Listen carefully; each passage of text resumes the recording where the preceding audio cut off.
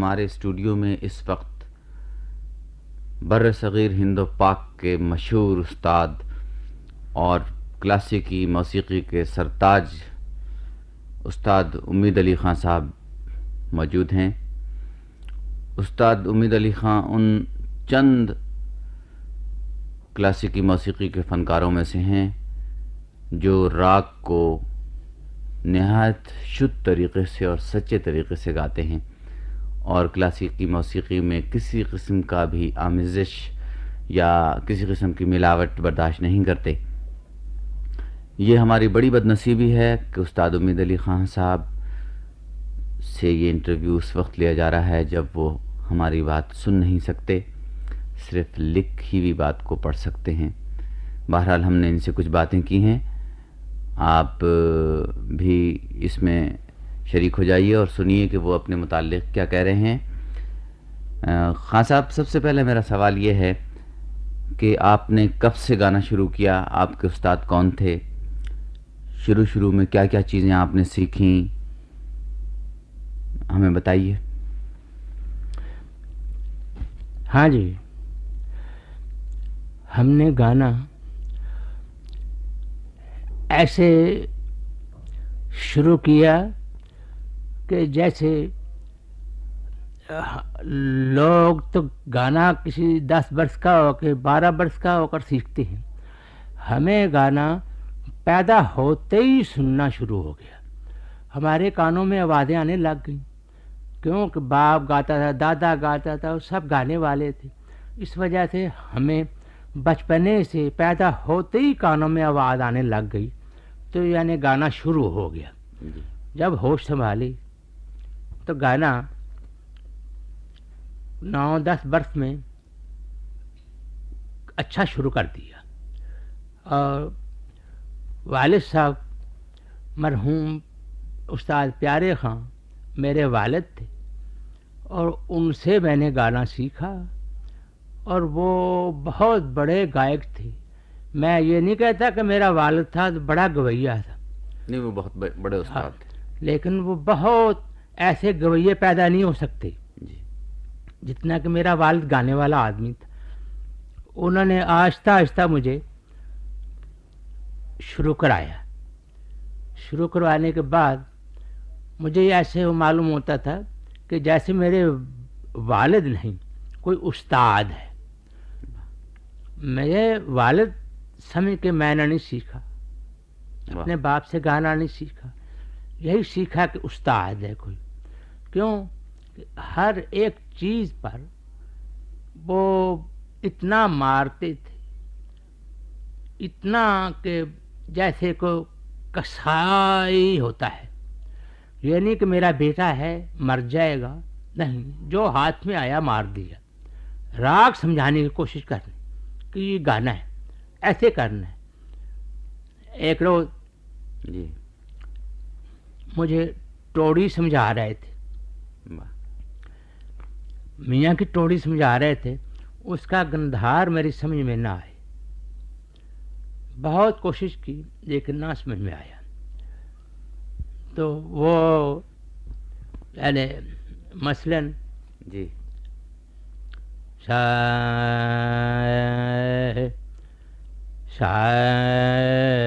धने रे रे गा रे सा, यानी गंधार मेरी समझ में ना आए। जी, वो समझा रहे हैं, बार बार लगा रहे हैं कि ऐसे नहीं, ठीक नहीं है, ठीक करो उसको। आखिर फिर उन्होंने ये किया कि ये गुड़गड़ी जो होती है, गुड़गड़ी उसकी नए लकड़ी की ओके की, वो पी रहे थे जी, तो मेरी समझ में ना आया, तो उन्होंने पकड़ के मुझे ये मारा है, ये सीने में लगी। मैं बेहोश हो गया, तान पूरा टूट गया। मेरी वालिदा मुझे छुड़ाने के वास्ते आ गई। उन्होंने मुझे, वालिद साहब ने छोड़ दिया, मेरी वालिदा को मारना शुरू कर दिया। उनका तमाम ये खून खून कर दिया मार मार के। तुम कौन होती हो इसे बचाने वाली या छुड़ाने वाली? मैं जानूं या मेरा बेटा जाने, जब तक ये ठीक नहीं हो करेगा मैं नहीं छोड़ूंगा इसे।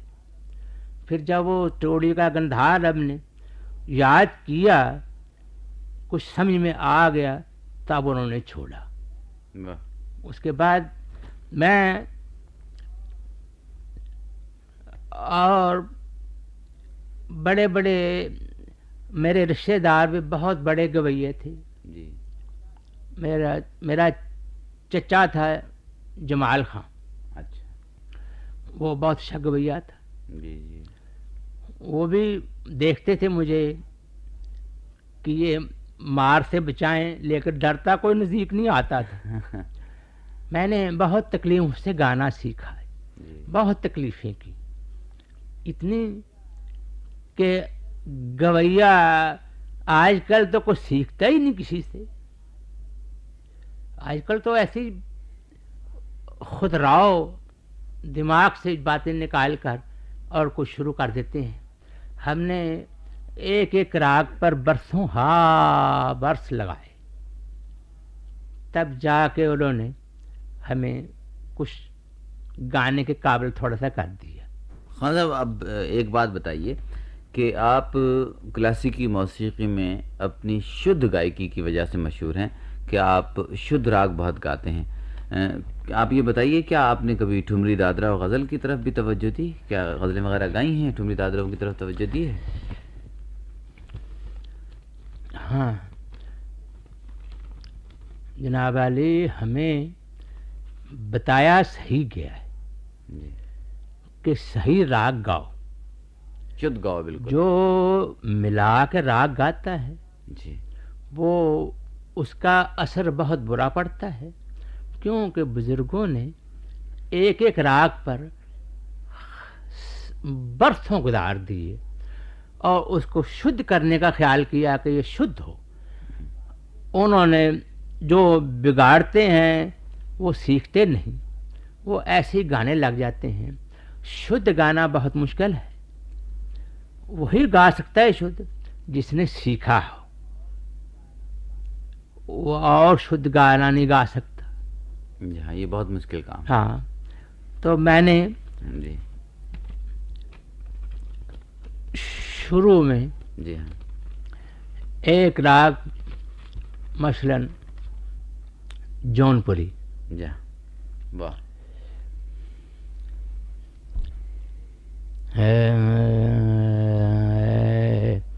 रे ने सा भाज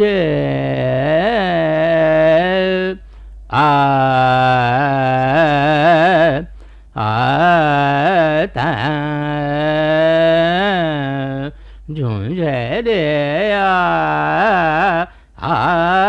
ठन कहते चाल ला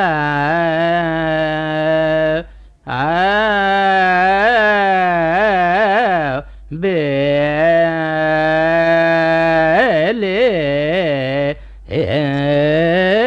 बाजे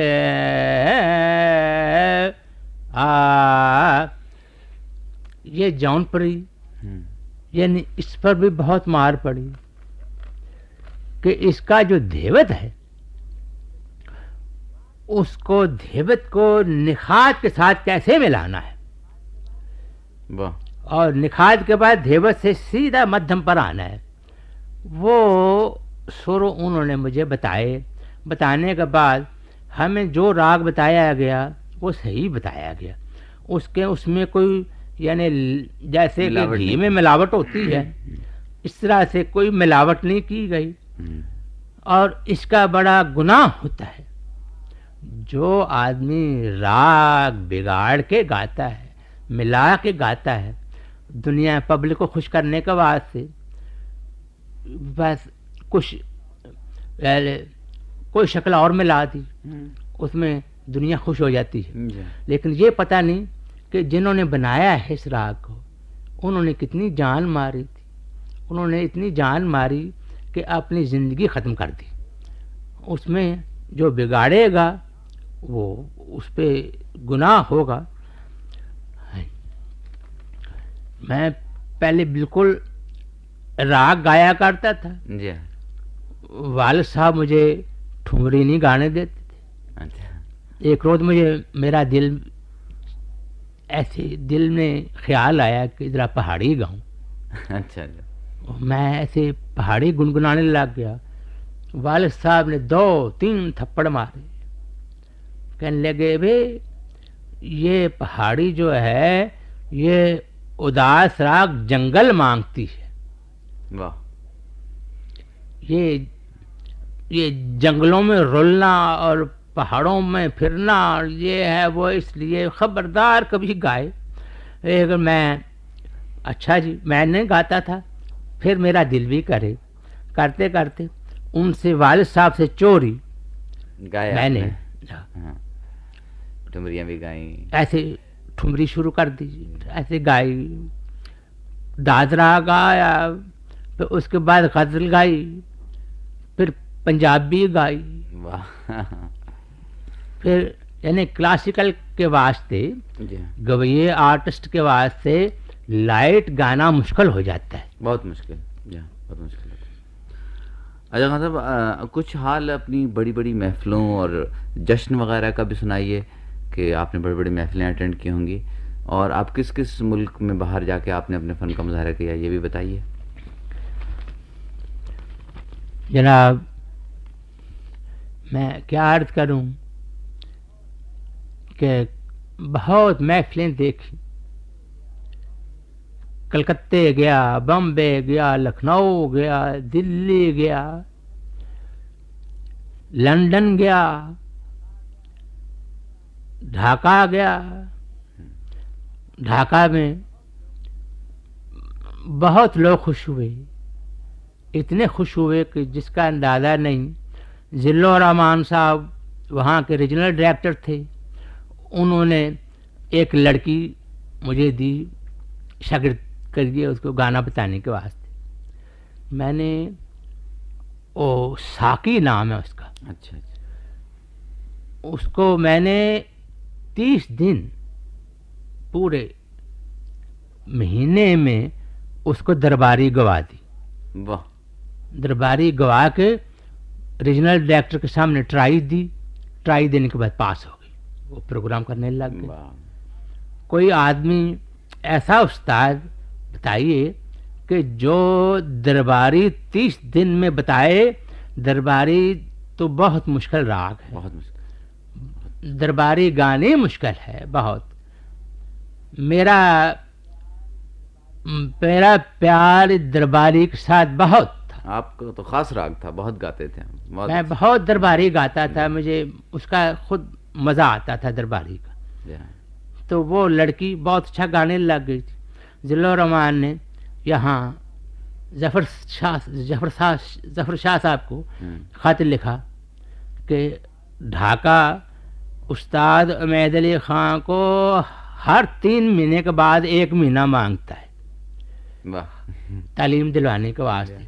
तो जफ़र साहब ने कहा नहीं, हम नहीं जाने दी, यहाँ तुम बताओ किसी को अपने, वहाँ जाके दूसरे मुल्क में जाके बताना, मैं नहीं जाने देता। अच्छा। वो ख़त मेरे पास पड़ा हुआ है, मैं आपको दिखा सकता हूँ। तो उसके बाद कोई मशहूर महफिलों, बड़ी बड़ी महफिलों में जी हाँ, बड़े मुकाबले हुए, जी। बड़े गुलाम अली खां के साथ। अच्छा अच्छा, जी जी। उस्ताद आशिक अली खां के साथ। वाह। मेरे ज़माने में वो बहुत अच्छे गवैये थे। वाह। ऐसे गवैये कहाँ पैदा होते। गुलाम अली खां एक बहुत लाजवाब गवैया था। उसका गला जो था तो वो उल्टा सीधा फिर जाता था। वाह। तो अपने बुजुर्गों की तफैल उसके साथ भी जुगलबंदी अच्छा, बहुत दफ़ा हुई। अच्छा। वो मर गया, हमने मर जाना है। वो जिंदा होता तो उससे पूछते कि कितनी महफिलें गाए और किस तरह से गाना हुआ। वाह वाह वाह। उस्ताद आशिक अली खां वो भी बहुत बड़ा गवैया था।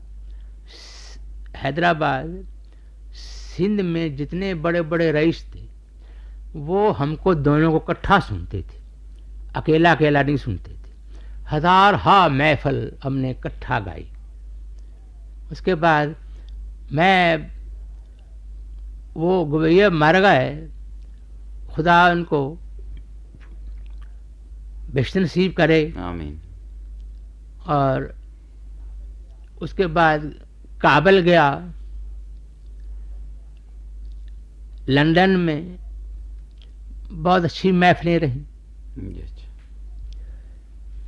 बहुत ही आपकी कामयाब महफिलें रही हैं। अच्छा ख़ान साहब, अब एक बात जो है कि आपको बहुत से राग पसंद हैं और आपके पास बहुत ही मशहूर रागों की मशहूर अस्ताइयों का ख़जाना है, तो कुछ अस्ताइयाँ तो सुनाइए ज़रा, ज़बान से अदा करके भी, और अगर मुनासिब हो गा सकते हो तो गा। हाँ जी, मैंने इसीलिए मैंने पहले पेश कर दी है कि जौनपुरी का अस्ताई अंतरा नहीं मैंने कहा। अच्छा, किस लिए कि अंतरा इसलिए नहीं मैंने कहा जी कि लोग बोल लिख लेते हैं, अच्छा अच्छा लिखने के बाद अपने ख़ानदान की बना लेते हैं चीज़। अच्छा अच्छा, हमें पकड़ना आता है कि अस्थाई कहने के बाद अंतरा क्यों नहीं कहा, ज़रा सुनाओ अंतरा, तो उनको ना याद हो ना अंतरा कहें। इस वजह से मैं यहाँ जितनी भी कॉन्फ्रेंसें होती रही मैं अस्थाइयाँ गाता रहा हूँ, अंतरा नहीं किसी का गाया मैंने। बता तो दीजिए थोड़ा सा। ये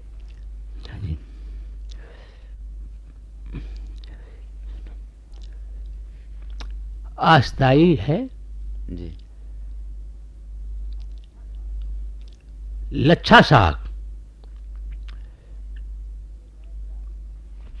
वो मैं ज़रा उसके बोल सुनाता हूँ जी जी, और मैं गा के सुनाता हूँ।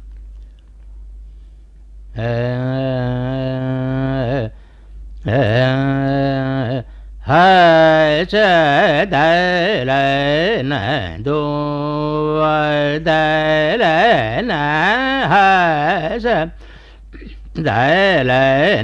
दो हस गए जयत रे रे हस दरन दो दरन। ये आपके वास्ते मैं सुना रहा हूँ। क्या क्या बोल हैं ये, क्या वरना है? ये राग बहुत बड़े राग हैं। जी हाँ, लच्छा साग इसका नाम है। जी जी, और ये काम लोग गाते हैं, जिन्होंने सीखा ही नहीं वो कहाँ गा सकेंगे। मैंने बोल बताइए। वो जमाने से बहुत बहुत महफिलें, राग, अस्ताइयाँ, अंतरे, आपको मैंने एक राग ऐसा सुनाया है जी जी, जो कि मैंने अपनी यानी अपनी ज़िंदगी में मैंने कभी नहीं गाया। वाह, ये आपको सुनाने के वास्ते मैंने गा दिया है। इस राग के बोल क्या थे? हस धरन जी दुआ धरन जी, हस गजत रे रे हस धरन दुआ धरन हस धरन दुआ धरन हस गजत रे रे हस। वाह। अच्छा खान साहब, ये बताइए उम्मीद अली खान साहब कि आजकल के गाने वालों में आपको कौन कौन पसंद है, औरतों में मर्दों में कौन पसंद है, और दोनों मौसीकी में बताइए, क्लासिकल में भी लाइट में भी। गा रहे हैं जी ठीक है, जी, लेकिन जिससे मेरा दिल खुश हो वो बात नहीं किसी में। मैंने सुनता हूँ, कहता हूँ कि अच्छा है, कर रहे हैं काम, लेकिन जो जो लोगों को मैंने सुना वो आजकल पैदा नहीं हो सकते और ना हैं ना होंगे। मसलन कोई एक पसंद जो हो आपको? खां साहब, काले खां,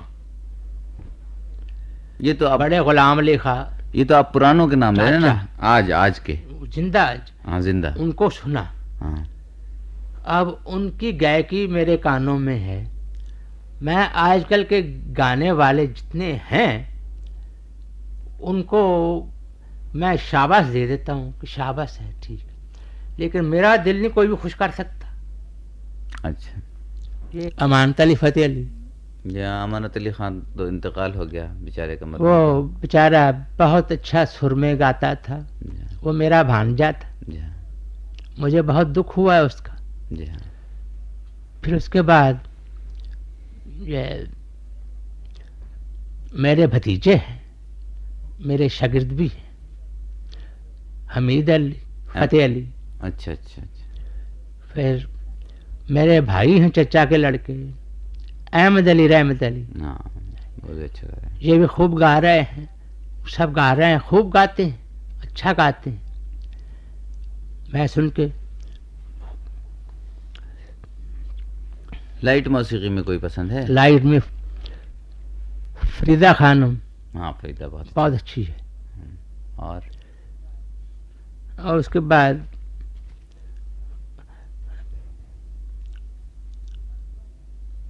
मर्दों में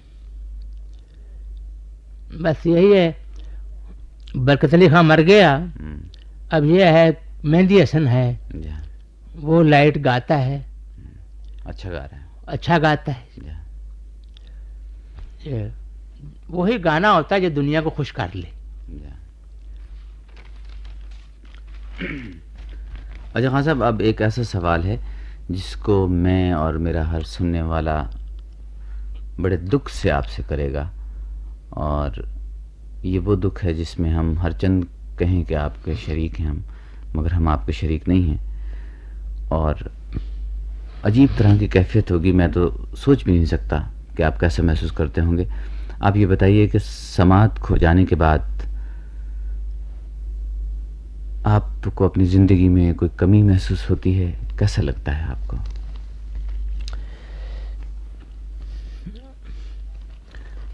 जनाब अली,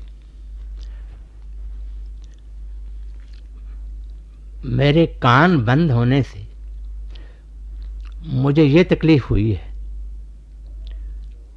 कि मैं लोगों को सुन रहा हूँ कि गा रहे हैं, मैं खामोश बैठा हुआ हूँ। मेरी सारी ज़िंदगी इस काम पर लगी हुई है। जी हाँ। मैंने सारी ज़िंदगी में और कोई काम नहीं किया जी। बस सारी ज़िंदगी में गाना गाया और गाता रहा, लोगों को थोड़ा बहुत खुश किया मैंने, सब गवैयों को सुनाता रहा, सुनता रहा, और मुझे एक तकलीफ ये हुई है कि मैं अब गा नहीं सकता। हाँ। इंशाअल्लाह उस खुदा के फजल से थोड़े दिनों के बाद इंशाअल्लाह मैं गाने लग जाऊंगा। हकीम साहब मेरा इलाज कर रहे हैं, वो एक दवाई नवंबर में देंगे, वो जिससे वो कहते थे कि ये इसका कान के पर्दे जो हैं वो खुल जाएंगे। वैसे मुझे ये तकलीफ, बड़ी तकलीफ हुई है, 4 साल हो गए मैंने नहीं गाया। खुदा इस हुकूमत को सलामत रखे। इस हुकूमत ने मुझे मेरे गुजारे के वास्ते वजीफ़ा लगा दिया। वो मैं हमेशा उनको दुआ देता हूँ कि अल्लाह जुल्फ़कार अली भुट्टो साहब को खुश रखे, पीर दादा साहब अब्दुल हफीज़ को खुश रखे। ये लोगों ने फनकारों का बड़ा ख्याल रखा है, मेरे ख्याल करते हैं। बाकी तकलीफ बहुत हुई है जनाब मुझे। मैं जब मेरे कान बंद हुए हैं तो मैं सारा दिन सारी रात रोता रहता था।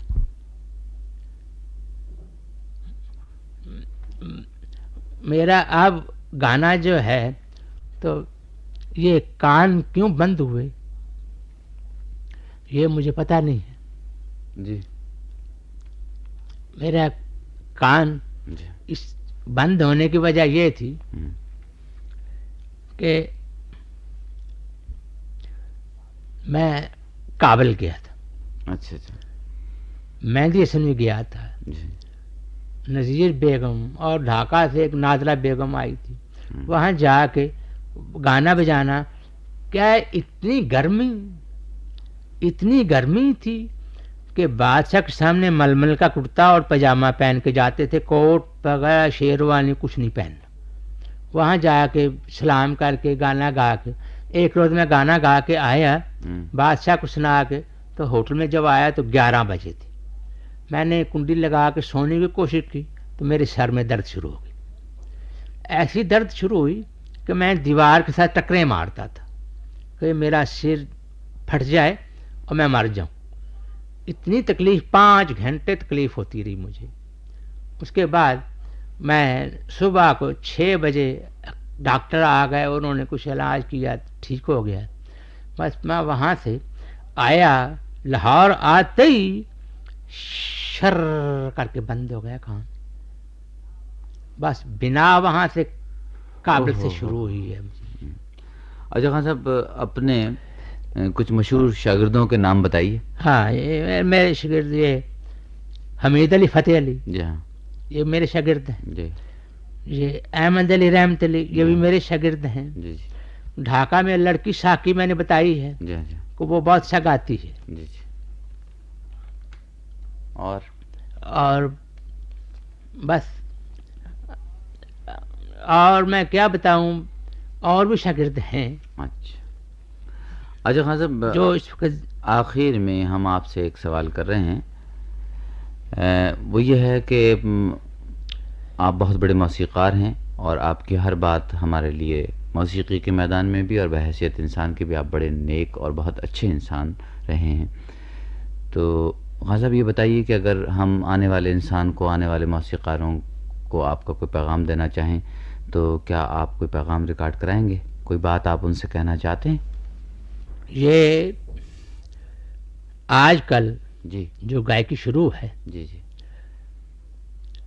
कुछ सीखता तो है नहीं किसी से, जी हाँ, तो उसका क्या अरूज आएगा जी हाँ, और क्या कोई गवैया। हाँ, अल्लाह है, खुदा पाक बेनियाज है। बेशक। वो चाहे जो आज से 5 साल पहले गवैये थे, वो फिर अल्लाह मियाँ बना के भेज सकता है, बेशक। उसके अख्तियार है। जी हाँ, वो जो चाहे करे, जिसको बना दे। लेकिन वैसे कोई तरीका नहीं है जी कि जिससे कोई आदमी बढ़े जी दुनिया में, गाए बजाए। हम्म, वो ना किसी से सीखते हैं, जी हाँ, ना किसी से राय लेते हैं, जी। ना किसी को उस्ताद बनाते हैं। जी। यही होता है कि रेडियो में सुना, अच्छा। कोई अस्थाई याद कर ली हम्म, और उस पर खुद राव आवाज़ दौड़ा के हम्म, काम करने लग गए। अच्छा, तो खान साहब फिर इस सिलसिले में आपकी क्या नसीहत है आइंदा नस्ल को? नसीहत मैं क्या करूं, नसीहत लें, नसीहत हमसे को पूछे तो हम बताएं, क्या बताएं किसी को? मैं उनको तो आपसे- शौक ही नहीं है। मैं आपसे पूछ रहा हूँ, उनको क्या आप नसीहत करेंगे? मैंने बहुत कोशिश की जी कि किसी को कोई कुछ ऐसा बताया जाए कि जिससे ये आइंदा नस्ल भी गाने लग जाए। जी हाँ, लेकिन नहीं, किसी को शौक ही नहीं। किसी को ये आप देखेंगे, जी कोई 10-12 वर्ष या 15 वर्ष या 20 वर्ष के बाद ये बिल्कुल ख़त्म हो जाएगा क्लासिकल। क्यों? कि ये हर चीज़ का शौक होता है। जिन दिनों में शौक था, घर घर गवैये थे, जी हर जगह पे गाने वाले, हर गवैये। आजकल यहाँ आप देखें कि स्वा गज़ल के,